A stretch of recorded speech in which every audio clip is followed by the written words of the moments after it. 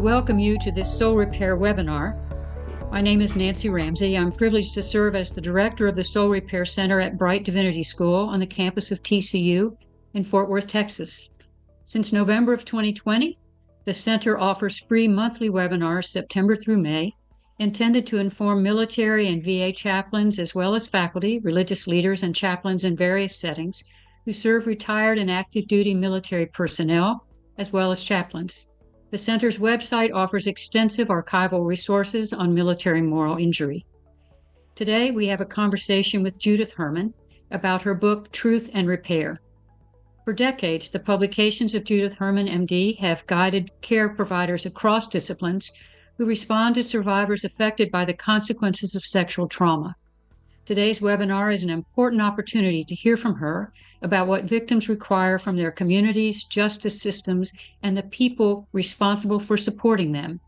This conversation is part of the center's efforts to address sexual trauma for women and men in the military, where gender, race, and rank complicate the need for truth and possibilities for repair. This conversation is especially timely since at the end of last year, the military changed their system for dealing with sexual assault from the military to civilian systems, which Dr. Herman analyzes in this new book. As the military implements the recent policy of using special prosecutors to investigate and prosecute complaints, this webinar explores the idea of justice for survivors. Judith Herman, MD, brings her expertise to the current realities of such trauma. Her work deepens chaplains' resources not only for responding to survivors of trauma, but also for addressing perpetrators of such trauma. I want to briefly review the biography of Judith Herman. She is a senior lecturer in psychiatry at Harvard Medical School. For 30 years, until she retired, she served as director of training for the Victims of Violence programs at the Cambridge Hospital, Cambridge, MA.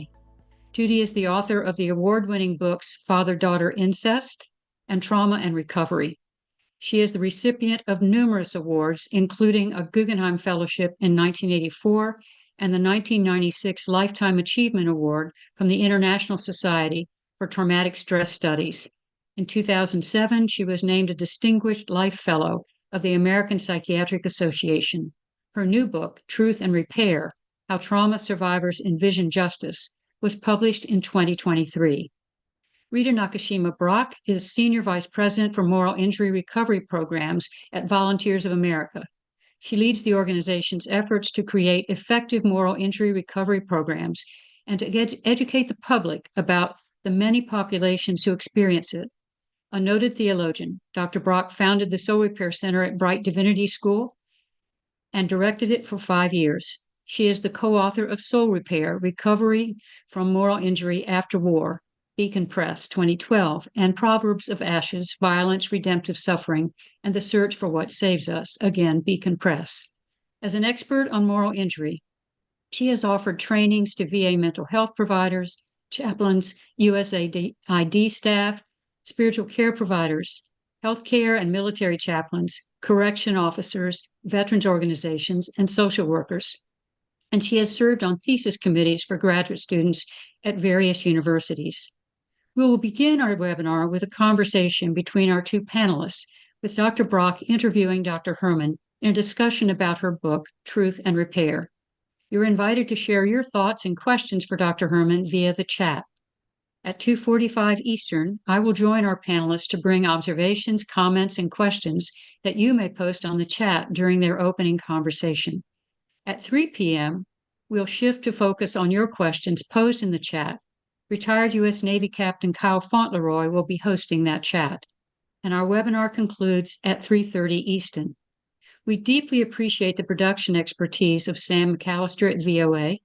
A link to this webinar will be available 10 days to 2 weeks on this center's website and at VOA.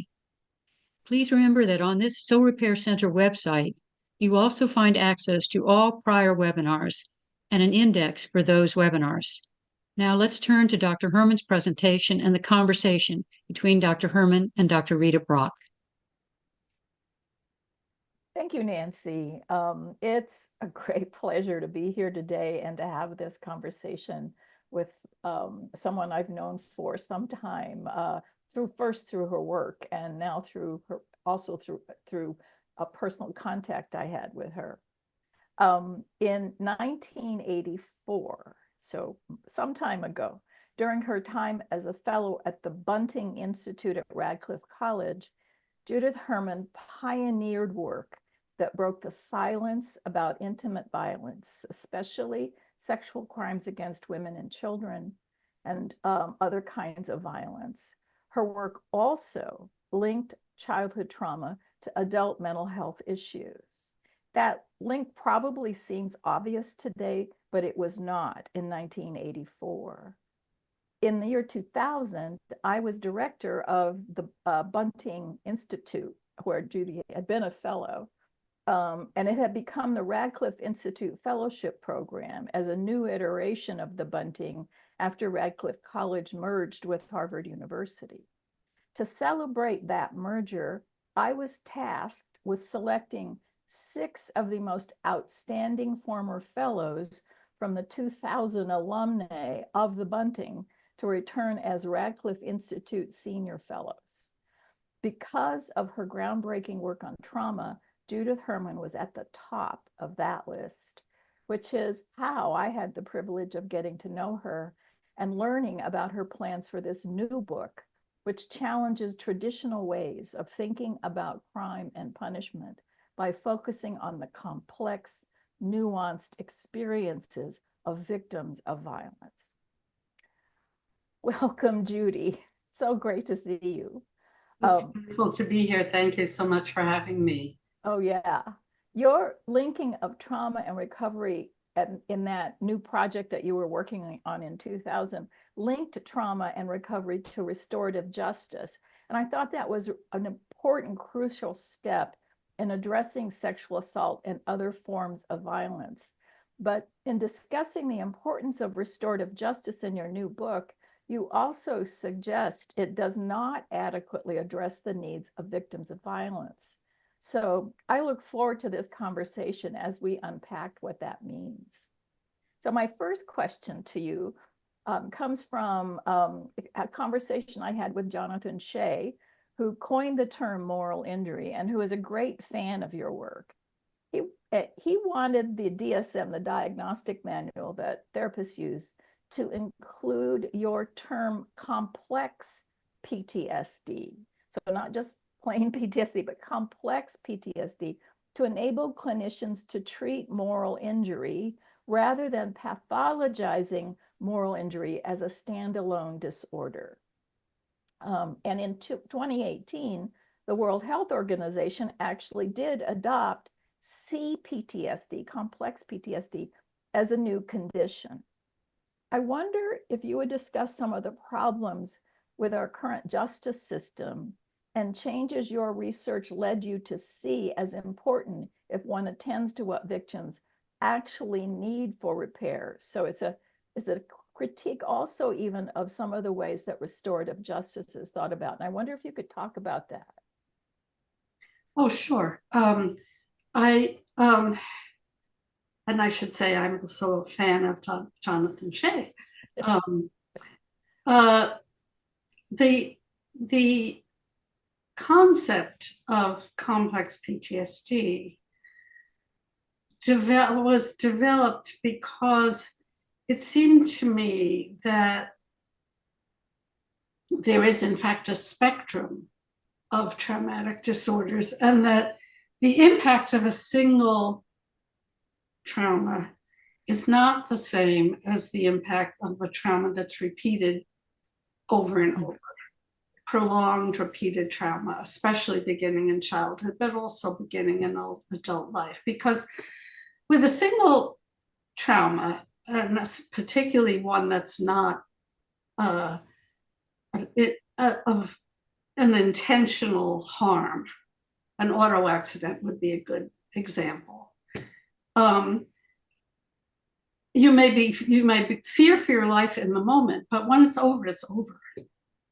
And you can go back to whatever sense of safety and security you had before this happened. with prolonged and repeated trauma, what it means is that you are in a relationship of coercive control. There is no escape. And there is a situation where a relationship of dominance and subordination has been established. So that the victim cannot escape, but is subject to violence and abuse over and over. And that kind of relationship of coercive control can be found on every scale, from the national level of dictatorships and authoritarian societies, to the very private level of families, to the international level of crime, human trafficking, business, and religion. And of course, it's found in the military. And so when you're in a situation where you have to obey, it forms your personality if you're a child, and it deforms your personality if you're an adult. And in ways in which trust is undermined, and the idea of a mutual relationship, a win-win relationship, a relationship freely chosen by both parties, is also undermined. So there are only abusers, victims, and bystanders. And the bystanders could be either helpless, or they just don't care, or they're colluding with the perpetrator. But in any case, the victim is isolated. I think you may be hearing echoes of military sexual trauma here, right? Where the bystanders basically either collude with or passively permit the abuse to occur, so that it's deeply embedded in a culture of dominance and subordination. And under those circumstances, violence is one method of coercive control, but it's not the only method or even the most effective method. And the other methods that instill fear are things like control of bodily functions, arbitrary enforcement, capricious enforcement of arbitrary rules, and intermittent rewards, and and then isolation of the victim, degradation of the victim, and forcing the victim to violate his or her own moral codes. And it's not enough to say, but I was following orders, because they would have killed me if I didn't. Well, if I didn't obey. Well, but maybe that's what I should have done. Because once one has violated one's deepest moral codes, one often feels undeserving of life, that one doesn't deserve to live. And that's true whether that's a soldier who has harmed civilians or prisoners, or a mother who has stood by and watched her children being abused. So for the victims of that kind of coercive control, punishing the offender doesn't do anything for the victim's recovery. It might help restore some sense of safety. But what about all those bystanders? What about all the people who colluded? What about the people who turned a blind eye? So when I interviewed survivors for the new book, Truth and Repair, I interviewed 30 survivors of gender violence, 26 women and 4 men. I chose gender violence because it's what I know best, but I would argue that this could apply to any system of dominance and subordination that's deeply embedded in a culture, whether that's based on race or caste or class or religion or gender. What they wanted was not what the justice system offers, which is punishment of the offender or monetary damages in civil law. What they wanted was truth and repair, and they wanted it from the bystanders as much as or more than they wanted it from the offender. They wanted the bystanders to give them acknowledgement, apology, and amends. They wanted the truth to be recognized, and not just the factual truth of they wanted acknowledgement, yes, of the facts, but also of the harm that was done, because oftentimes, if the perpetrator's initial defense of denial doesn't work, then the next defense is, so what's the big deal? Why is she whining about this now? It's over, And anyway, she asked for it.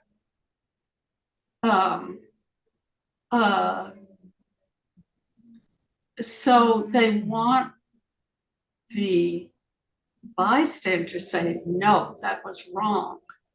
That should never have happened. No one deserves to be treated that way. They wanted the shame to be lifted from their shoulders and placed on the shoulders of the perpetrator where it belonged. And they wanted vindication. They wanted the bystanders to denounce the perpetrator. But beyond that, they didn't see what good punishment was going to do for them. If they wanted the bystanders to organize, to do whatever it needed to be done to prevent future harm, to prevent this offender from hurting other people. But beyond that, they wanted apology and amends, mainly from the bystanders. They wanted the bystanders to say, we're sorry we let you down. We're sorry we didn't step in. We're sorry we enabled this. They wanted them to take some responsibility, and for caring, for making amends, for trying to help, give them whatever help was needed. And that's what restored a sense of trust, a sense of mutuality, a sense of belonging rather than isolation and ostracism. So that's why I called the book Truth and Repair.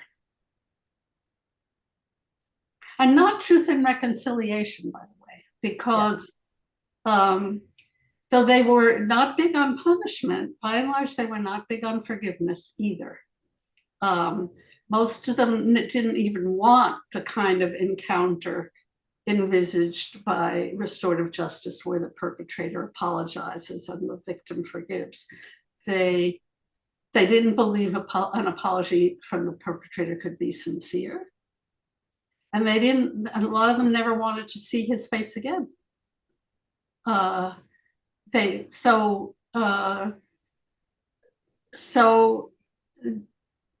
they weren't big on revenge, but they weren't big on forgiveness either. Interesting. Very interesting. So my next question has to do with the military. which at the end of last year, the military moved the reporting of sexual assault out of the chain of command, something a lot of people wanted to have done, and placed it in what they call the new Office of Special Trial Counsel, which is staffed by specially trained independent military attorneys uniquely qualified, as they say, to address complex cases and who will apply the best practices and procedures of civilian prosecution offices.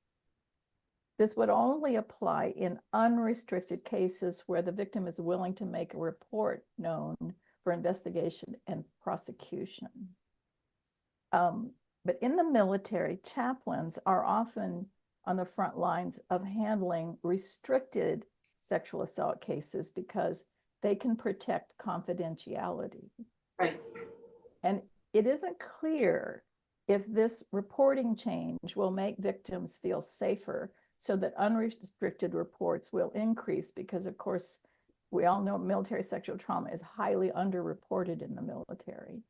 So given your book's critique of our current civilian justice system's handling of sexual assault cases, what sort of advice would you give chaplains in supporting victims of sexual assault in this new reporting system, which is going to be evidently more like the civilian system? Right. Well, let me say first that the civilian justice system doesn't do much better than the military in terms of sexual assault. I mean, maybe 20% of sexual assault cases get reported to police. 25% if you want to be generous. And then in the justice system's own terms, from that low baseline of 20%, you see an exponential decay curve, so that cases that are then referred for prosecution, that result in arrest, a prosecution, a guilty plea, and a criminal sentence, you're down under 5%, probably more like 1% of sexual assault cases. And this is despite the fact that many police departments do now have, a sexual assault, or in many DA's offices have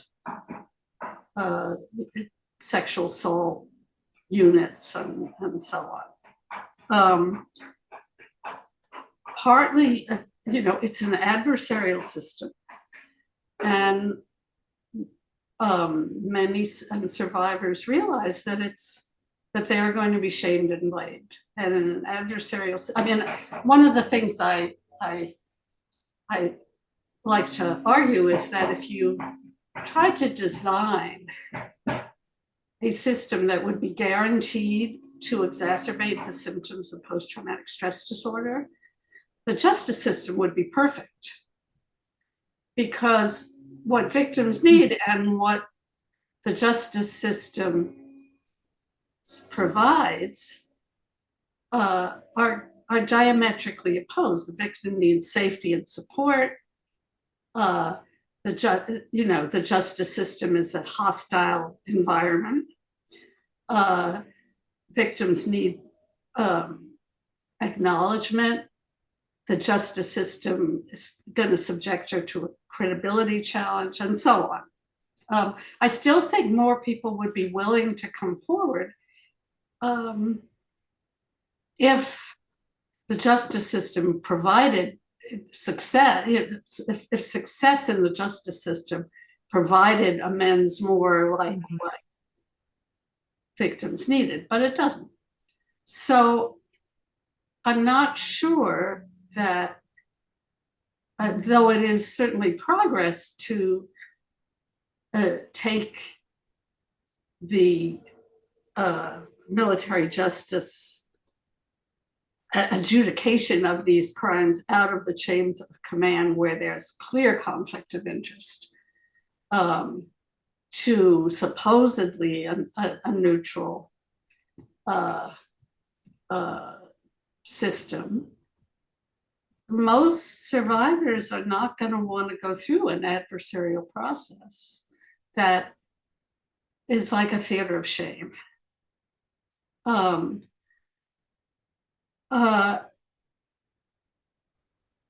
So I think chaplains are in a key position, both to support survivors and also to do preventive education. In terms of support for survivors, we have a lot of, once you're protected by confidentiality, we have a lot of good models, not only of individual counseling, but of group support. And groups are wonderful for trauma survivors because they deal with the shame and the isolation.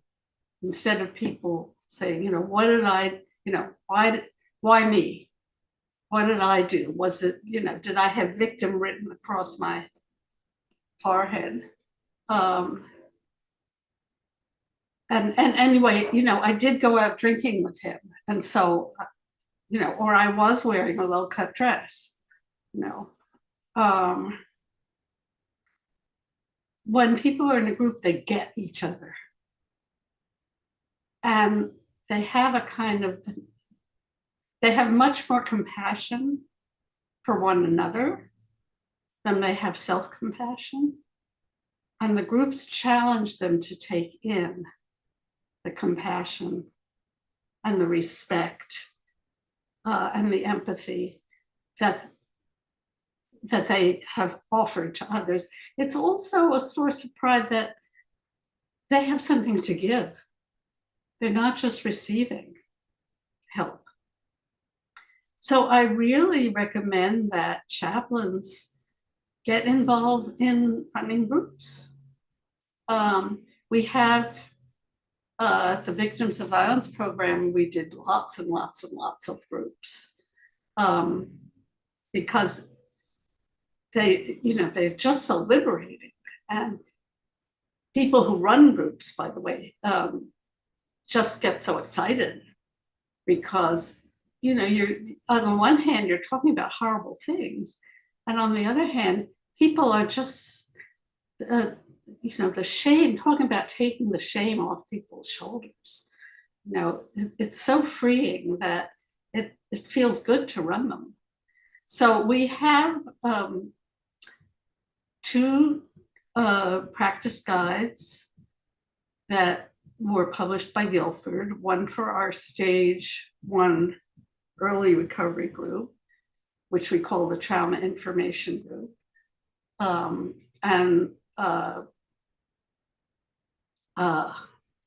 I and my colleague Dia Calavailila are lead authors on that one. It's a psychoeducational group with 10 sessions. Each one has a topic. The first one is, what is PTSD? The second one is shame and self-blame. There's a little information sheet for each group that people read and discuss. There are sort of take-home worksheets. It's the worksheets are also available in Spanish. So I recommend that as the early recovery group as very, wide. It would be suitable for a wide variety of people. And it can be both all women's group, all men's group, and co-ed. And then we have what's called the Trauma Recovery Group, which is our stage 2 group, which is for people who have really established some safety and stability in their lives and are ready to go into more depth about the trauma story. Whereas the stage 1 group is, it's more people bond around their symptoms and what's going on in their lives now. The stage 2 group, people really unpack the trauma story. So those are some treatment models. But I think chaplains are also in a unique position to do a lot of preventive education. In many ways, you're in a similar position to educators on college campuses because you're dealing with a population that's at very high risk. I mean, the ages 12 to 24 are the ages of maximum risk for sexual assault. 12 to 17 and then 18 to 24 are the highest age risk groups. So young people who've enlisted in the military are right at the peak age risk. By the way, if you make it to 24 without being sexually assaulted, your odds improve. But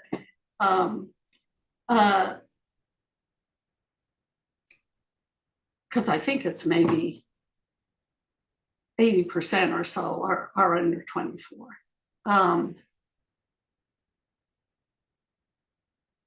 And there are a lot of good educational models now coming out of college campuses that involve really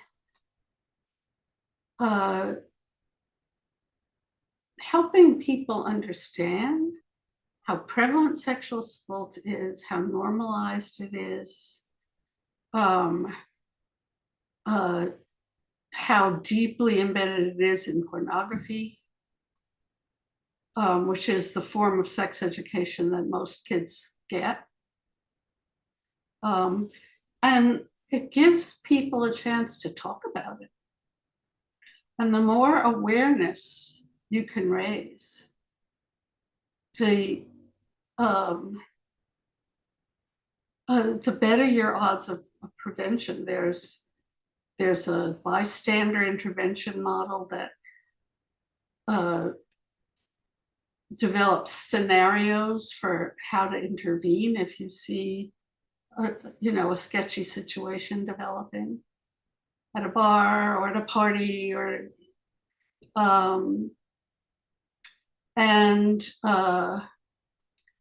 there's a wonderful Northwestern University has really pioneered a lot of both treatment and prevention education, including men's groups, a men's group called MARS, called Masculinity, Allyship, and something, where men talk with men about,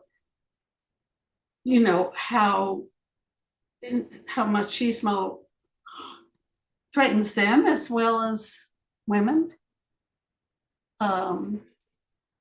And how they're so afraid of being called a pussy or a wimp or a wuss.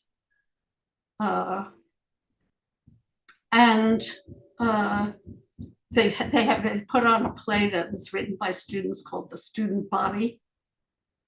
And then they have little discussion groups after it. So all of this could go on at military bases.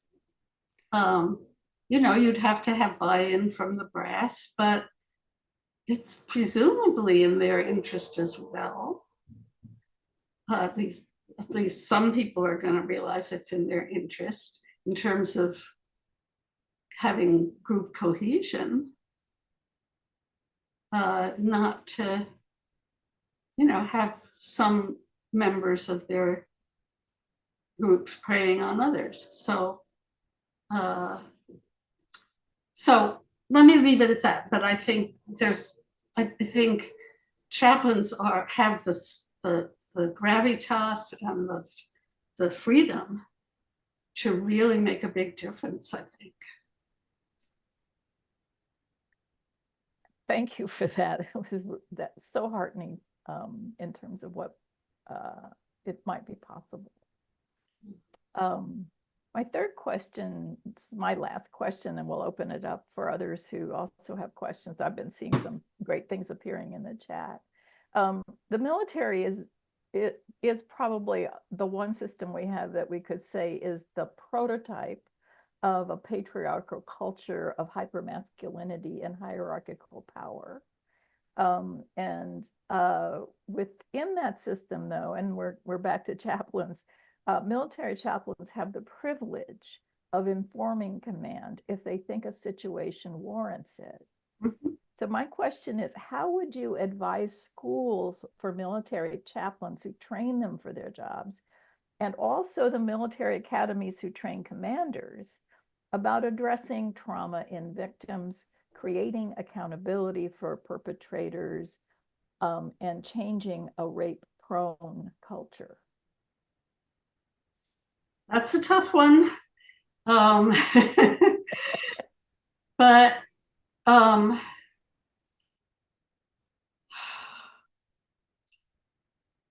if you're gonna, if you're interested in morale,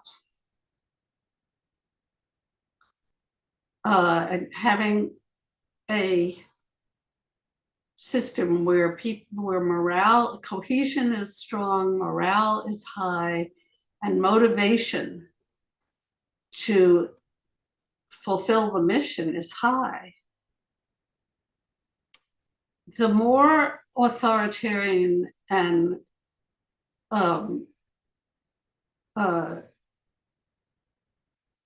kiss up, kick down your system is, the worse the morale is going to be.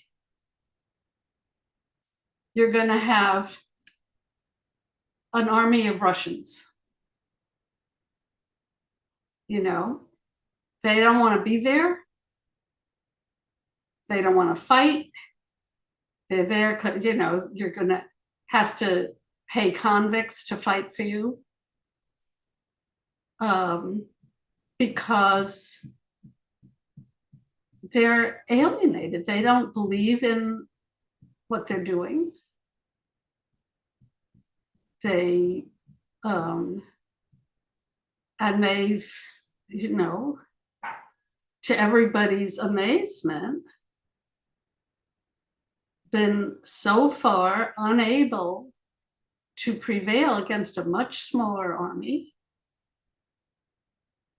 in Ukraine that is motivated and cohesive and knows what it's fighting for. So if that's what you want, then you have to curb your totalitarian tendencies. And even though, yes,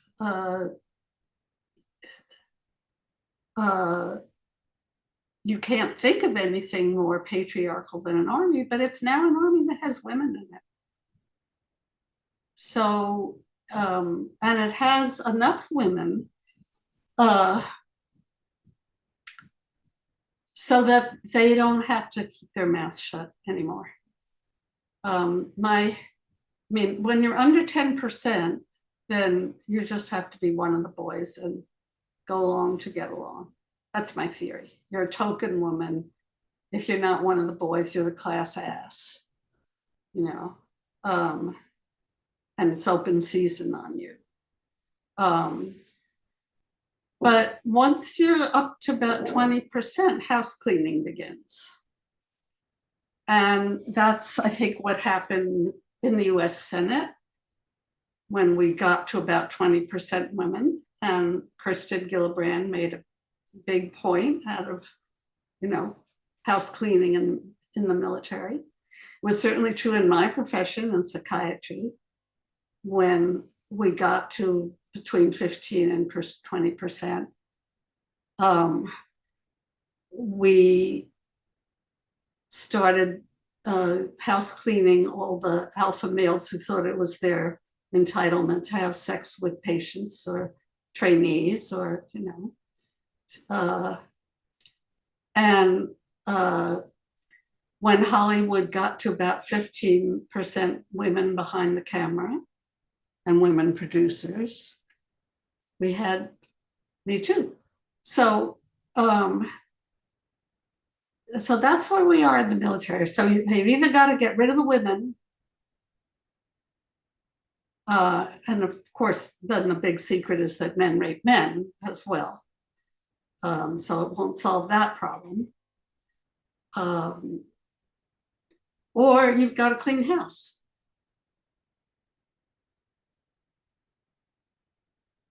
And it's a dirty job, but here, what are women for, right?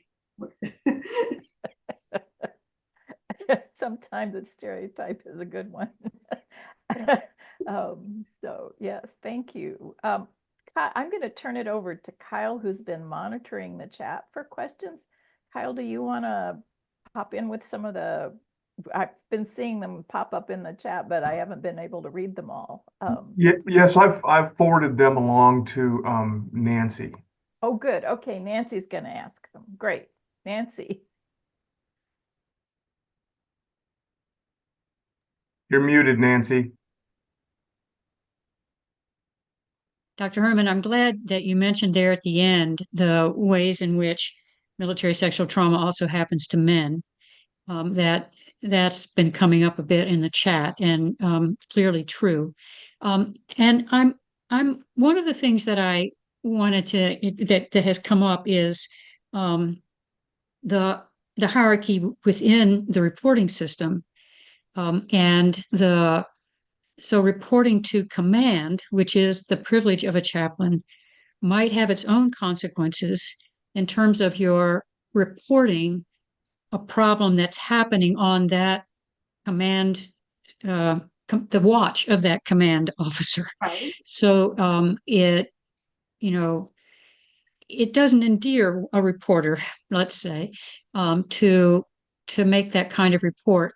And so, in other words, these things might happen also, let's say, in an educational setting where you're reporting to a chief educational officer, for example, that this is going on in the schoolhouse. But I wonder if you could address these issues of the way the authority structure in the military can complicate reporting.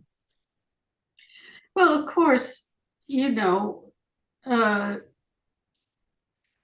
and it's similar on college campuses. The deans just want the problem to go away.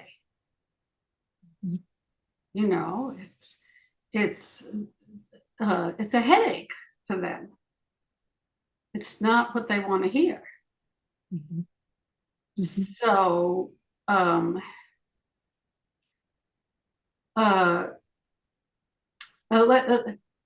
so the chaplain or mental health professional who here's confidential information. And I assume when you mean reporting, you're not violating confidentiality, but you're just saying we have a problem here more generally. Well, when the chaplain goes to the command structure and says, we've got this problem, yes. Yeah, but you don't specify this person reported this. That's correct, Dr. Herman. That's correct. Yes. Thank you, Kyle.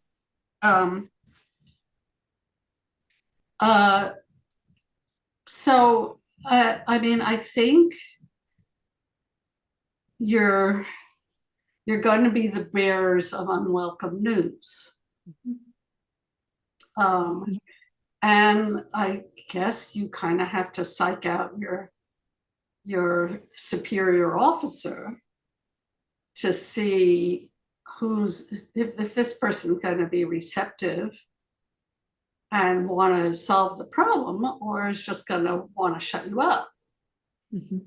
And this is the problem. This is the bystander problem writ large, if you will.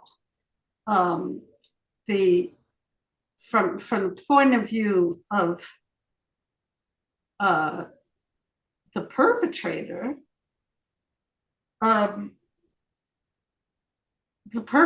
just asks the bystander to do nothing.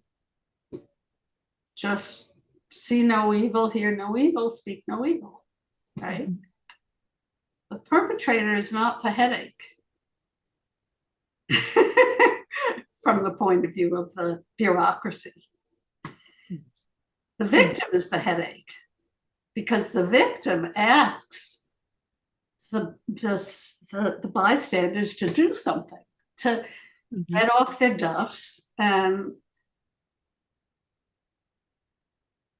make some changes that might be difficult, might be, unpleasant, might be uncomfortable, might be a lot of work, might even jeopardize one's own status or safety. That's right. That's right. So it becomes kind of a moral dilemma going up the chain of command. That's exactly right. It's another reason I think for groups is that chaplains need support. When I talk to therapists about doing this work, I say never do it alone, because you're just going to you think you've heard everything, and somebody's going to tell you some sadistic thing that one human being did to another human being that you just couldn't imagine,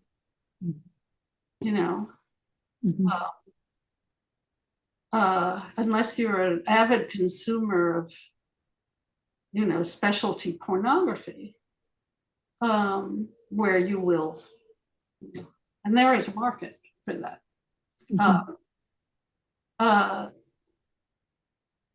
So you need a shoulder to cry on, you need a person to brainstorm with, you need, somebody to talk to. Said, you're not going to believe what I just heard. And it's this person that everybody admires and thinks is, the best things in sliced bread. And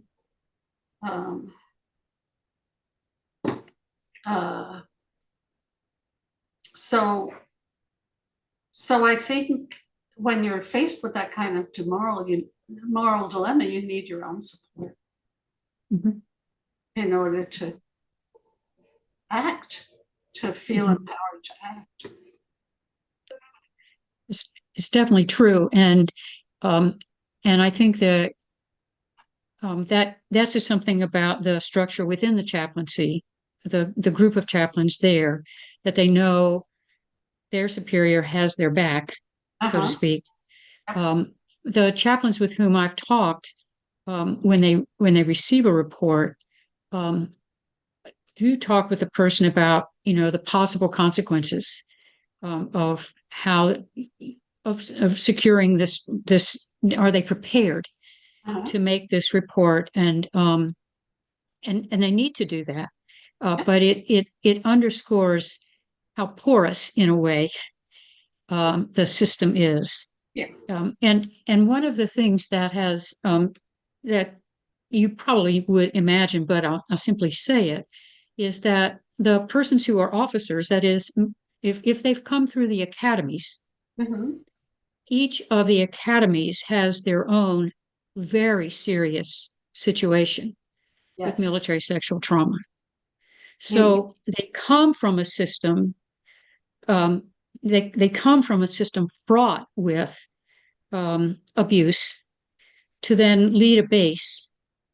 They have not been in a context where they've seen or can have an expectation of being able to control this, which I'm sure what I'm telling you isn't so much a surprise, but it does disclose the complexity of addressing the severity and the systemic character of this situation.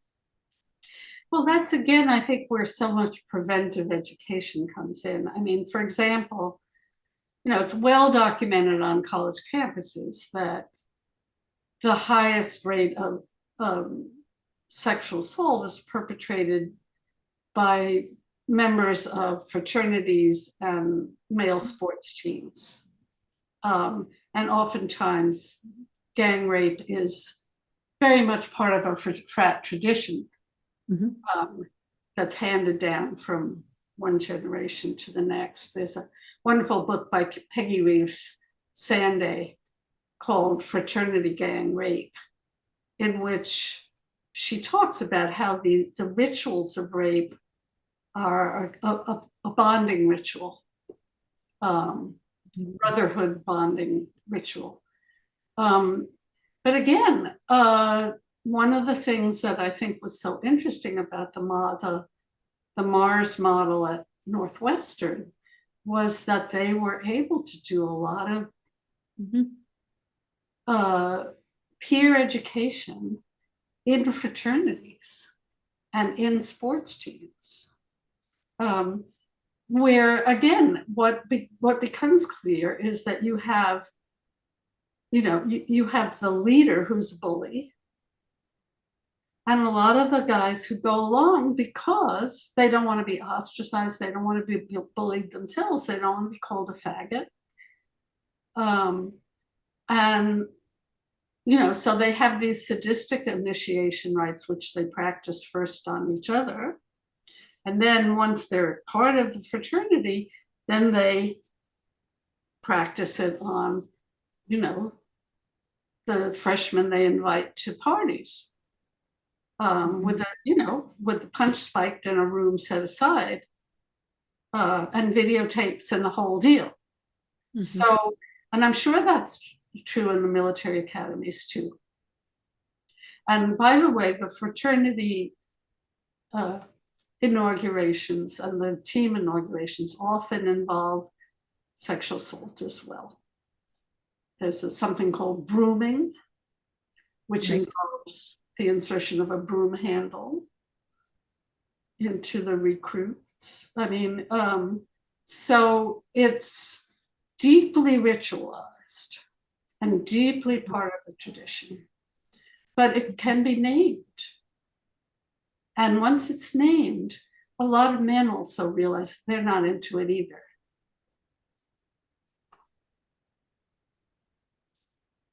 Okay. Thank you. One of the questions that's come up in the chat that I want to ask is, how does the repair journey unfold differently if the perpetrator has died? Well, again, because it's the bystanders that the victims seem to care most about, it kind of doesn't matter that much.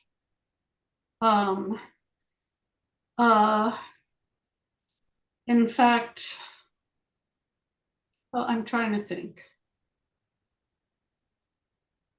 Well, I'll get,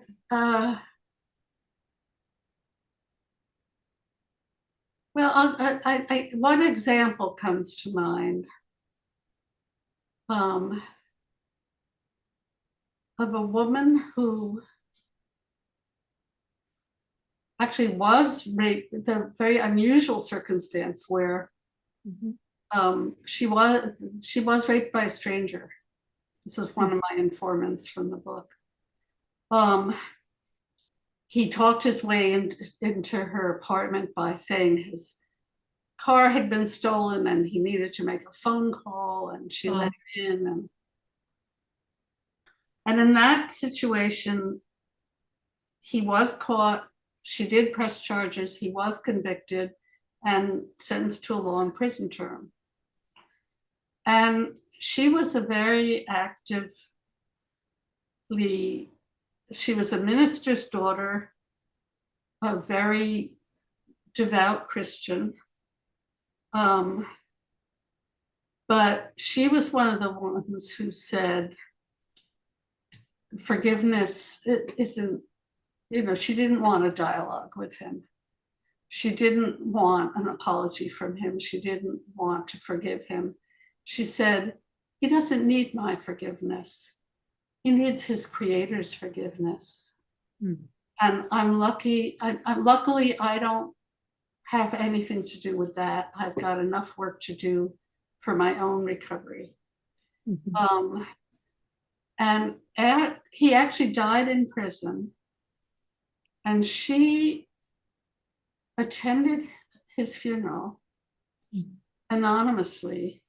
She said she was glad to know that he had a community that mourned him, and a religious community, and that he could seek wholeness there.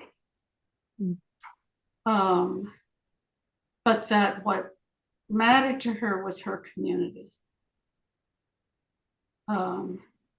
And the support that she had gotten from her community over time had helped her heal. That's helpful. I want to share one more question before we open this up more broadly for questions. And this comes from one of the faculty members that in theological faculty members that's on our webinar today, and beginning with thanks for your contributions and the way that has informed theological education in immense ways. She writes, I know that one of the critiques of restorative justice is that perpetrators aren't capable of taking accountability, might see it as an easy way out, or might lie. This has led to folks like Alyssa Ackerman to suggest a proxy stand-in for the perpetrator in a restorative justice procedure. And yet Mary Koss found recidivism was also lower in restorative processes than in the criminal justice system in matters of sexual harm. Could you say more about recidivism rates and how to address those who are hesitant to believe in restorative justice's value? Well, the truth is we don't have the data. We certainly not for sexual assault. I mean, there's been for violent crime, there's been so little implementation of restorative justice that we just don't have the follow-up data that would be convincing.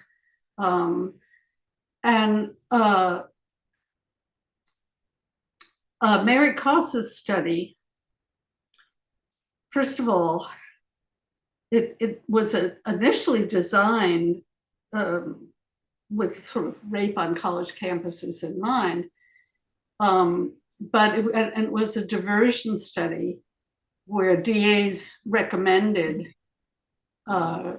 people for this diversion process. And then if the victim agreed, they went through the process. But most of,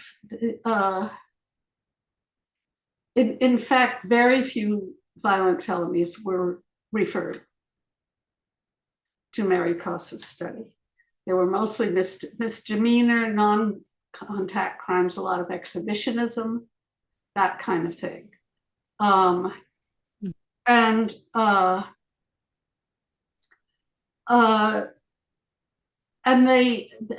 she doesn't have the recidivism data. What she has is satisfaction data. And yes, there are, the people who went through the process were generally satisfied with it, but it was not a representative sample of violent sexual crime by any means.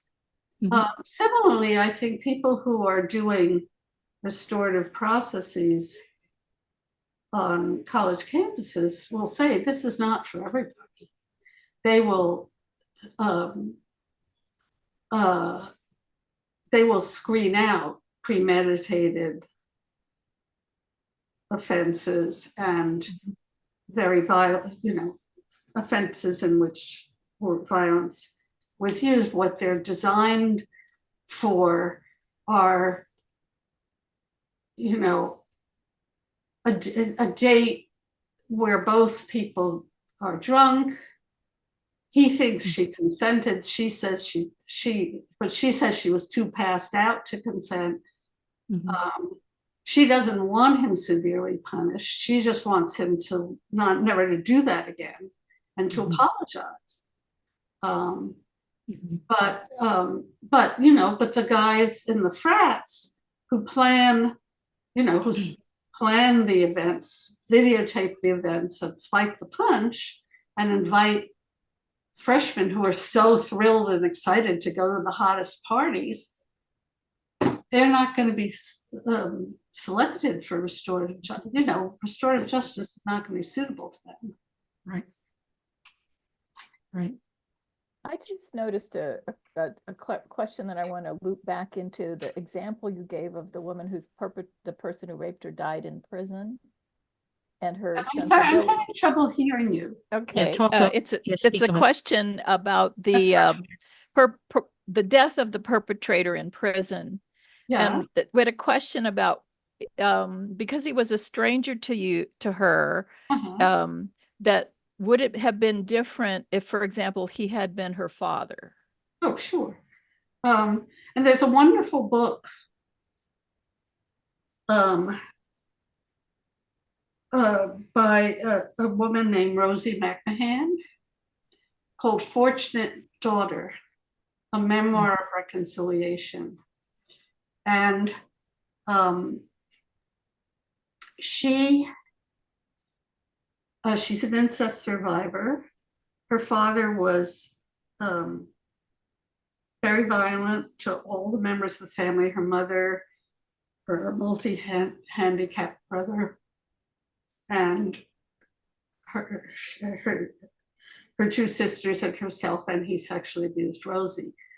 And I'm allowed to say this because Rosie has outed us. In her book, I'm Dr. Yaffe, and my colleague Emily Schatzow, who was her therapist, is Ella.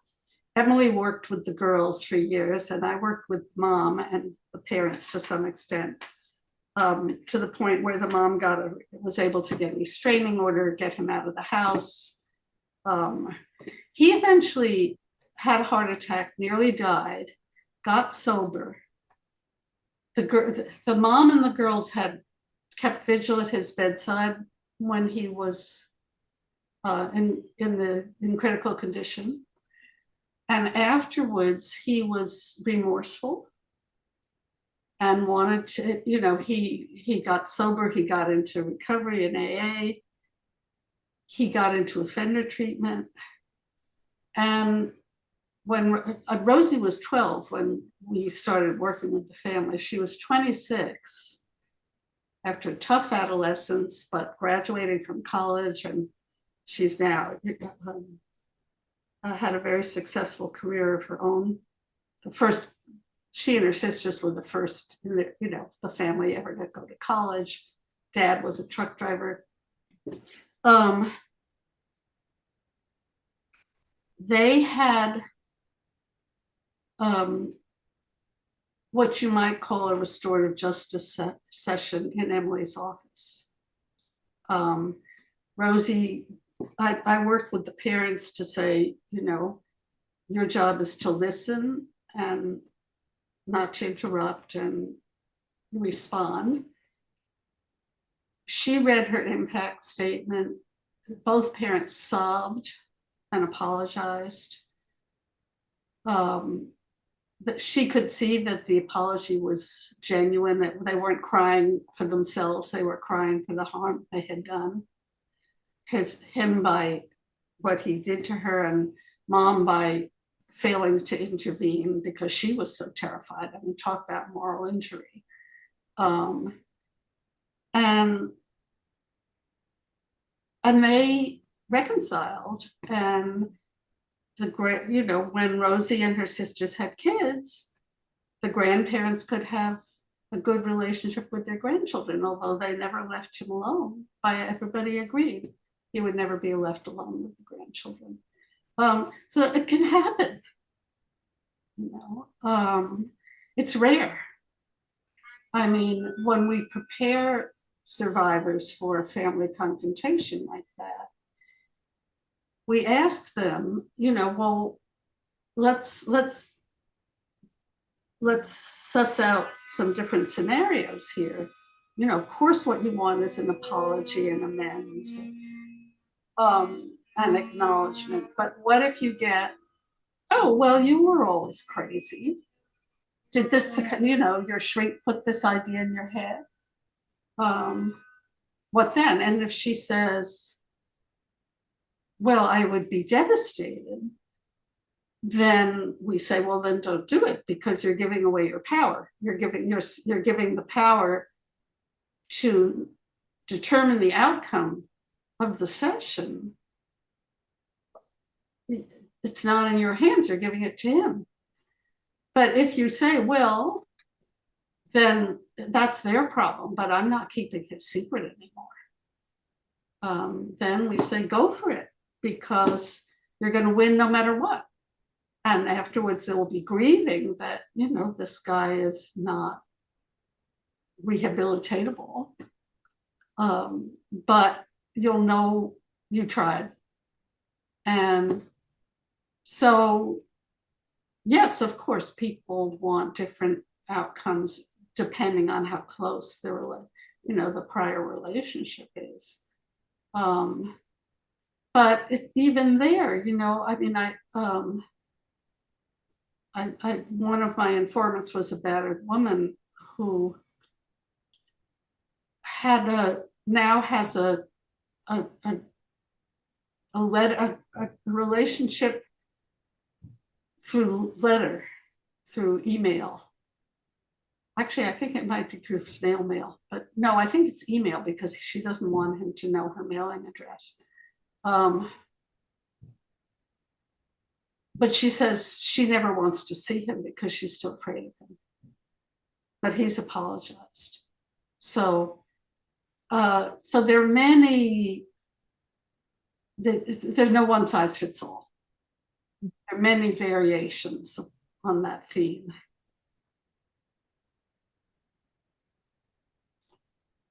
Rita, do you have another question right off?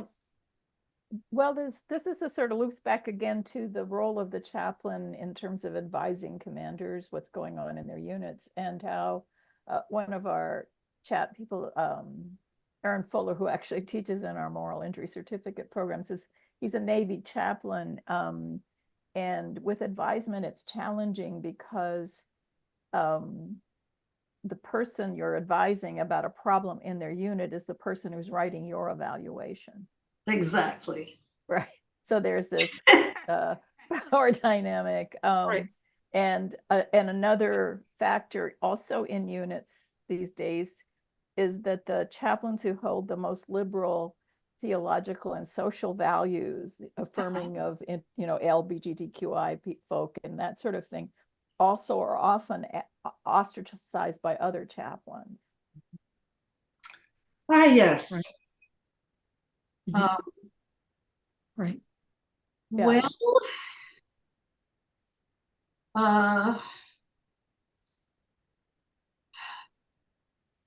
Well, you're in a tough, what can I say? You have the intersection of extremely patriarchal religion with extremely patriarchal military settings. Peggy Sanday, whose work I cited before, she's an anthropologist, I believe at Penn. And one of her early studies was a cross-cultural study of different societies that were known or thought to have high rates or lower rates of rape. And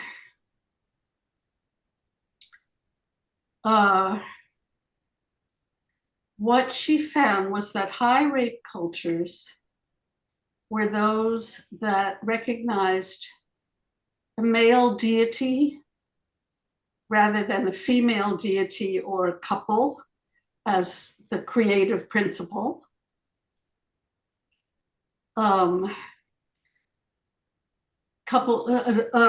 Cultures that were highly militarized, and whole cultures that were in highly sex segregated, in which fighting was valorized and childcare was an inferior considered an inferior occupation. So there you are.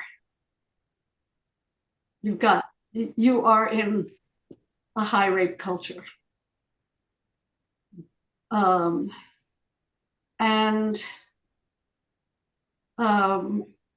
you know, culture change it's a long struggle.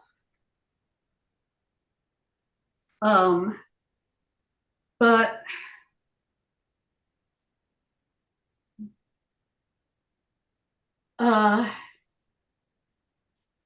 it's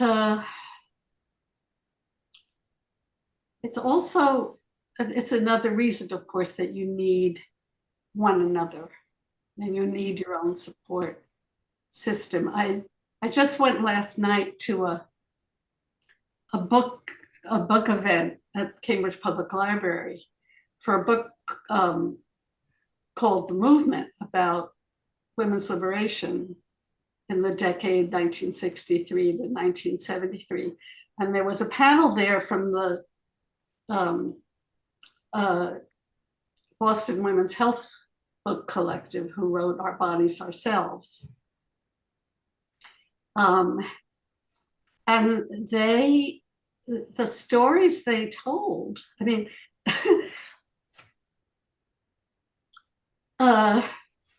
were about, I mean, a bunch of them got together because they were young mothers who were so dissatisfied with the OBGYN care they had gotten. And the lack of information. This was at a time when women were maybe 1% of gynecologists. They first got together to see if anybody knew a good gynecologist, and they didn't. So then they started looking for information themselves. And one woman in the panel talked about when she asked her OBGYN, he prescribed, I think, birth control pills for her. And after she gave birth, and she said, well, what is this? And he said, just take the pill. Don't worry your pretty little head. So that's what they were up against. And that was pretty daunting, but they found each other and they started doing this was a college educated group. They had those skills. They started doing the research. The first thing they ever published was a 35-cent pamphlet in newsprint. They called Women in Their Bodies.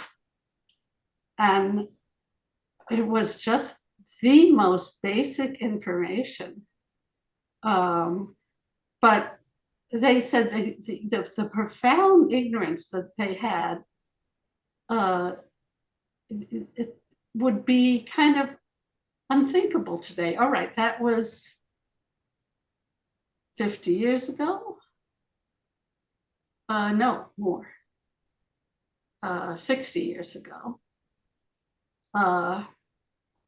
So this is a long haul process. This is deep culture change that we're talking about. Right. By the way, they have sold something like 5 million copies of Our Bodies, Ourselves. It's been translated into over 30 languages. And they still are doing educational work in multiple countries. So, yeah, you're talking about building a movement. Yeah.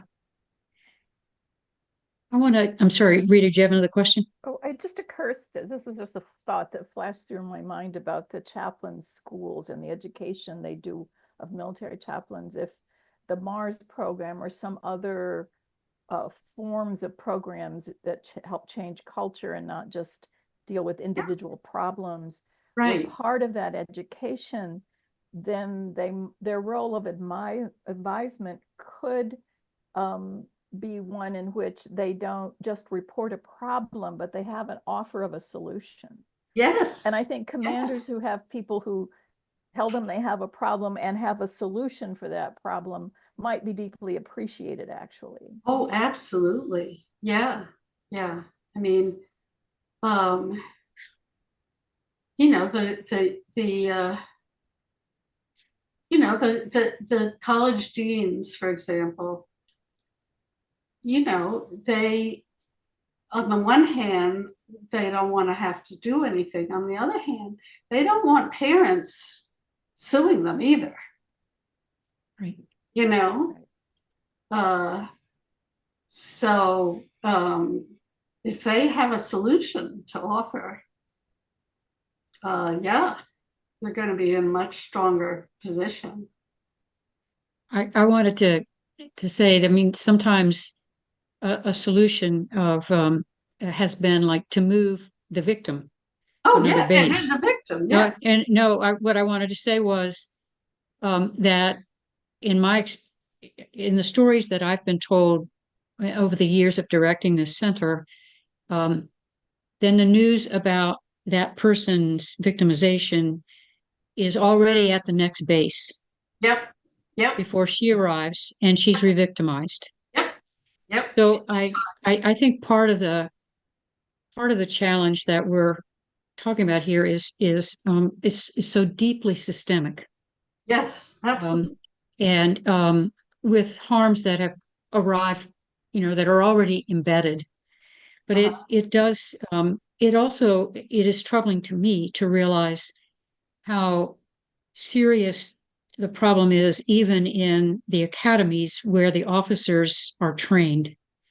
Well, even I would imagine it's even more serious in the academies, because the more elite True. the fraternities, you know, the fraternities are often the elite. Certainly at Harvard, that was true. They don't call them fraternities, they call them final clubs, but they're fraternities. And, you know, you have to be invited. I mean, Right.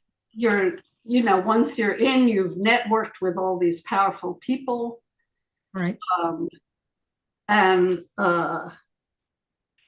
you know, Harvard really wanted, you know, at one point to try to set some limits on the final clubs.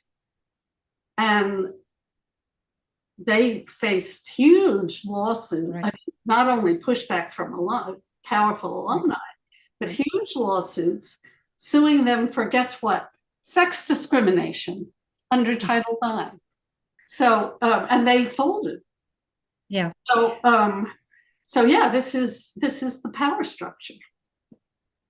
Well, I do think when there's an annual report that comes out called the Sexual Assault and Prevention Report, SAPR. It's the abbreviation, and it's important to realize what information has been dropped out of that report, such as the levels of abuse in the academies, for example. Yep.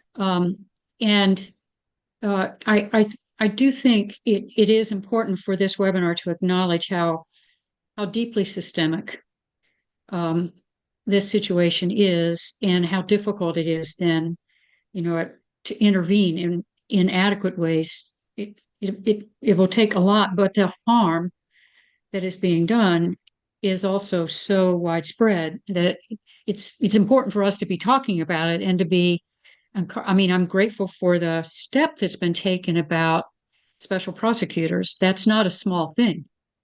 But it's a beginning. And I think every angle that civilians at least can offer for continuing to move this forward it is important, and naming it and keeping it out there, which is one of the things that I appreciate about some of the conversation in the Senate and the House during these debates, for sure. We're in the last 5 minutes or so, and I wonder if there are closing comments you'd want to make. Gosh, just more power to you. You know, you're doing the Lord's work, I would say, and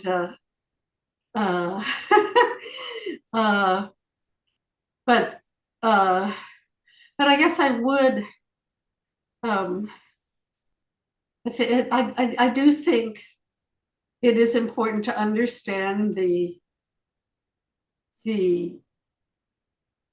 this is the longest revolution. The patriarchy, the gender violence is the most common human rights violation in the world. Okay, Right. Yeah. it's worldwide, and it is a symptom of the power of patriarchy and the deep embeddedness of patriarchal systems. There's a wonderful, I cite this in the book. The last chapter of the book is called The Longest Revolution. And this was another 35-cent pamphlet from New England Free Press that I read back in, the heady days of the second wave. Was called Women, the Longest Revolution. And it was written by Juliet Mitchell, who is a British psychologist, psychoanalyst. And she was explaining to her brothers on the left why women's liberation was not just a matter of empowering the working class and letting women ride tractors. And she explained that whereas the working class is oppressed in one domain, that is production, women are oppressed in 4 domains: production, reproduction, sex, and childcare. And that you needed progress on all 4 fronts, because progress on one could be undermined by retrograde. You could have progress in reproduction, in production, integration of women into previously all male parts of society, work, all male working environments, including the military. And it could be totally invalidated by setbacks in reproduction, right? Or sex, or childcare. And so you had to be making progress on all 4 fronts at once. So that's a tall order, and that's what that's our, that's our job. That's what we're working on. So, Yeah. So we have to take the long view. Well, that, of course, is what we've been describing about those that are trying to provide leadership on bases. Yep. And there are certainly officers that are working hard to address the concerns that we've raised. Yep. But as we've noted, it's so systemic. Yep. With multiple sources. It's a very complicated situation, and yet the consequences are so severe for the victims that it requires our continued attention. Well, my mama used to say, and I am a proud red diaper baby. So my mama used to say, activism is the antidote to despair. So, so we gotta just keep on keeping on, sisters. And we gotta have each other's backs. I think that's probably, let me just read, is there any closing words you'd want to share? Amen to that. And I'll even invite our brothers in that are yes, alliance. But more and more of them. I think that's so hard. Yes. There's been a major shift even in a lot of men. And Yes. so that to me is also quite heartening. We had one more comment about and I this is I think we can't, this is another webinar all in of itself, but the question of the systems that sanction this kind of abusive behavior, and what it takes to change a system. Yeah, I think you're right. It takes decades. And Right. and I takes think the movement. Yeah, and I feel like we've just seen in our own national experience a 50-year, a long process that led to 50 years of greater reproductive rights for women that was easily overturned in like less than half a decade. And the sense of just utter devastation that those of us who remember pre-Roe life, what we now see facing women that we thought would never have to ever happen to women again. So I think it's also three steps forward, two steps back, Right. I mean, this is a long zigzag. It's not an arrow. Yeah. Yeah. I think, go ahead. Sonia Sotomayor spoke at Radcliffe Day, where I had my 60th reunion this year. And she was very inspiring. And she admitted that some days she goes home and cries. And then she says she pulls herself together and she goes back to fight the good fight. And she said, we're not entitled to give up. She said, people fought and died for their freedom. We have to keep fighting. So That's a good point. Go, Sonia. That's a good point. And that underscores, I think, what the final thing I'd want to say, because I know there are chaplains on this webinar, is the burden they carry by the many reports of many persons who come to speak to them that may or may not choose to report because they are aware of the precarity that they then may begin to experience, likely would. And the chaplains with whom I've talked are honest about this is a very challenging role for them, very challenging experience. And it's not like it's one day and then you've got some time off, where it doesn't happen. It's so it is important, I think, for us to be aware that it's what we're talking about doesn't mean that people, either both the chaplains and persons in command, are indifferent. It's such a challenging, systemic, and long-standing issue that it is important for conversations like this that name it and the complexity of it, without putting it on one person or another, is a part of what you're describing. We have to keep this on the table. You can't solve it by yourself. You can't. No. You have to have. No. Yeah. And the support system is so important. Totally. Including people you can laugh with and party with and dance with. Yes. All that. Yeah. The pandemic forced me to recontact with friends I counted on seeing every few months on travel trips and things, to do it on Zoom. And that's now become like a week. We actually see more of each other and stay in better touch because we actually get together on Zoom every week, even though we also vacation together. And it made such a difference in my sense of the week that I know I'm going to have that hour or two or however long we extend it to dump if I'm really upset about something. Yeah. Made such a huge difference. Dr. Herman, thank you very much for sharing your expertise with us and the generous ways in which you've done that. And Rita, thank you for helping to lead this webinar. And I appreciate if we can stay a bit for conversation, but I want to thank the others who have been a part of the audience and have shared some really important and helpful questions as well. This has been a very useful time, and we appreciate your presence, Dr. Herman. And I just want to thank Judy.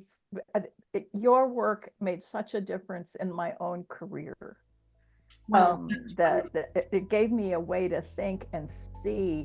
That gave me a voice that was nowhere in theological education in the works I was studying. And I think there's a whole branch of feminist theology that's really grounded in the kind of work that you pioneered for us. So thank you. Well, thank you. And take care, everyone.